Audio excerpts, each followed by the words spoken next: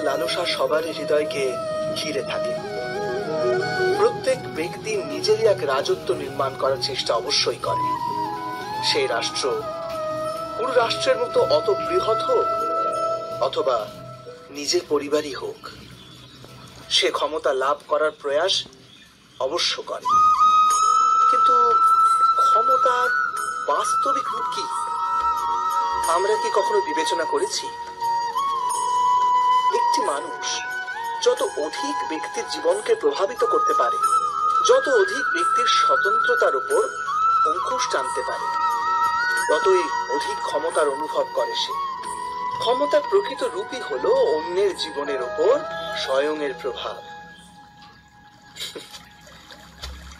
কিন্তু বাস্তবে প্রভাব প্রেম, দয়া, করুণা ও ধর্ম থেকে উৎপন্ন হয় নাকি? যখন মানুষ কঠোরতা আর অধর্মের মাধ্যমে ক্ষমতা প্রাপ্ত করার প্রয়াস করে, তখনই সে অন্যের হৃদয়ে বিরোধিতা অথবা বিদ্রোহের জন্ম দেয়। আর পরিণাম অনেকটা এই রকম। কিছু সময়ের জন্য সে নিজের প্রভাব ও শক্তির বিকাশ অবশ্য অনুভব করে, কিন্তু তা বাস্তবিক ক্ষমতা নয়। এই কারণে ভৃগু আর বশিষ্ঠের মতো ঋষিদের আজও পূজা করা হয়, রাবণ বা হিরণ্যকশিপুদের নয়।